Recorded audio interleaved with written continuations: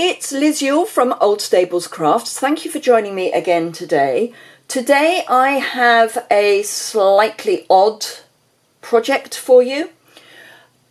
In the UK it is the 11th of November, and on the 11th of November we remember those who fell in wars and battles. It dates back to the end of the First World War, when at 11 o'clock on the 11th of November 1918, war finished.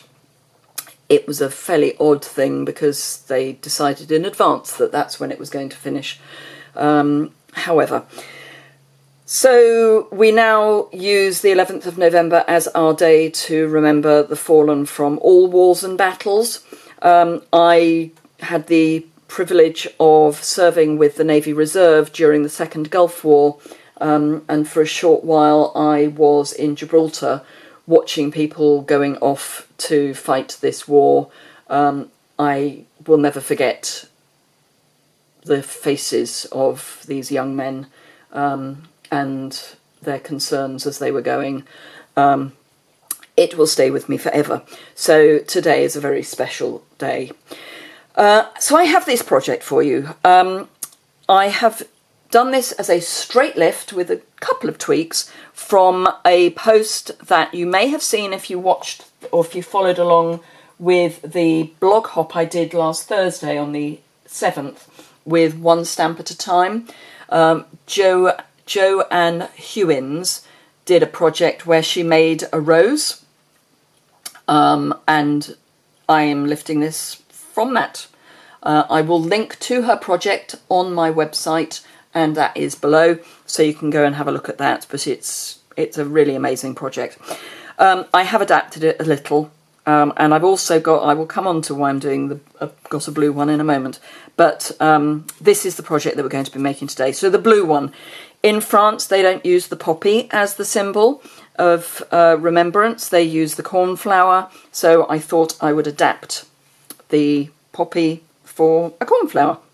So to go very, very quickly through this, I used the same punches. We'll come on to the punch. I used the same punch as I used for the flower of the poppy, and then I added the medium daisy punch. So I've got Pacific Point and Seaside Spray are the colours, and I've just done lots of punching and scrunching, and I've added some silver Delicata ink just to give it a bit of, well, to tone the colours down a bit. And then the centre is one of the silver faceted gems, I think we call them clear faceted gems, just coloured with the black blender pen. And I've used the same here, although I'm going to change it for the one that we're doing, because I've decided I don't want the clear. So let me show you how Joanne came up with this, or how she made this. We are going to use the two stamps from the Brightly Gleaming suite, mostly this one and a little of this. She actually just used this one because she was making a rose, not a poppy. So what we need are 8 of the small ornaments punched from Cherry Cobbler. Cherry Cobbler is a nearer red to the Remembrance poppy. You will probably find Poppy Parade, haha, and Real Red should I say, are probably closer to a live poppy, but this is a Remembrance Day poppy, so the colours are slightly different. So I'm going Cherry Cobbler. So that's my 8 ornaments that have flown across. And I also want a 1.5 inch circle punch. You could probably get away with a 1 inch circle punch, or certainly a 1 1/4. Not that we have a 1 1/4 these days, but if you have one, you could do a 1 1/4. And then from the large ornament and garden green, you want 1 large ornament. To make it, all we're going to do is take 4 of our base pieces and add glue to the back and just add them to your circle. And I find that having done the first one, I put the glue behind, or rather on the circle, rather than on the ornament, and that way, so I put a little bit on the straight and then add a bit more on the edge, just bring that in a bit, and then add my ornament on top, and keep doing that. And then, oh, I didn't add the other bit of glue. There we are. And then for the next layer, again, just add your glue. And this time I don't add any more to the back, and just fill in the gaps. But I want these to be a little more mobile. So if I used glue on the bottom of the ornament as well, then they kind of stick to the base too much for what I want.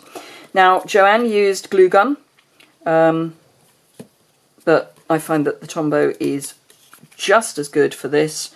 If you're in Europe, I know it's like hen's teeth, but there we go, it's like hen's teeth. So that is our basic shape. You do need this to dry completely before you go to the next step. So I have a Blue Peter Special. I think this should be dry, yes. So the next thing I'm going to do, I'm just going to grab a silicone sheet just to protect my work surface. Both of these I am going to spritz with water. Now I've got an old Stamping Mist bottle that's got water in it, and I'm just going to spritz quite generously. And I'm going to do both sides of the cherry cobbler with water. And then I'm going to scrunch them up. And I'm really going to have a good old scrunch. I want these to be well and truly scrunched. You do then need to make sure they dry, but you know, I'm looking for a really good scrunch up. So this one,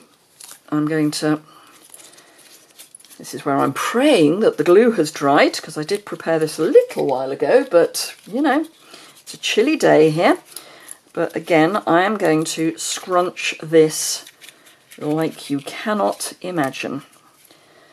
And then you want that to be your base, because that's where the circle is, and then that is your finished scrunched flower. And again, you need to let them dry. So Blue Peter comes to the aid again, and these are our dry pieces.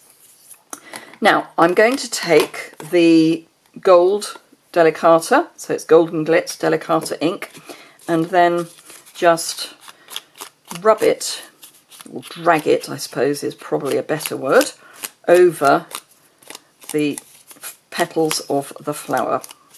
And you want to kind of really get in there, so don't just worry about the top layer, you can get the bottom layer going as well. That's folded in, so let's fold that out. And just, you don't want to go mad, but you just want a bit of, I don't know, a little bit of glitz. And then, sorry, it's golden glitz. And then also on the leaf. You only need to do the top bit of the leaf because the rest of it's going to be hidden. But you do want to get on the top bit of the leaf. And then just grab your glue, add some glue to your leaf, pop it behind your flower, and make sure you're kind of holding it in place while it sticks. And then, as I say, I've changed my mind. I don't like the clear. I wanted the gold because then it goes with the gold that we've put on the flower. And then with my take your pick tool, just pull that up. So it's literally all I've done is take my basic black dark blend gently with the brush tip, you don't want to ruin your brush tip, add some ink, and then add it to the centre of your poppy. And it's as simple as that. And as I say, for the cornflower, I just substituted some of the medium daisies for the centre, and then curled them so that they went which way and what, and just added some of the silver.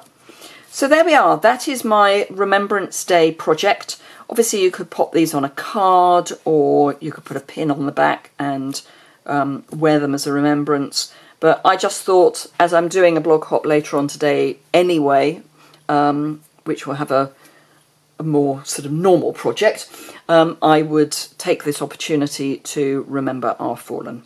So thank you very much indeed for watching, and have a thoughtful day. I hope to see you again later. Thanks a lot. Bye!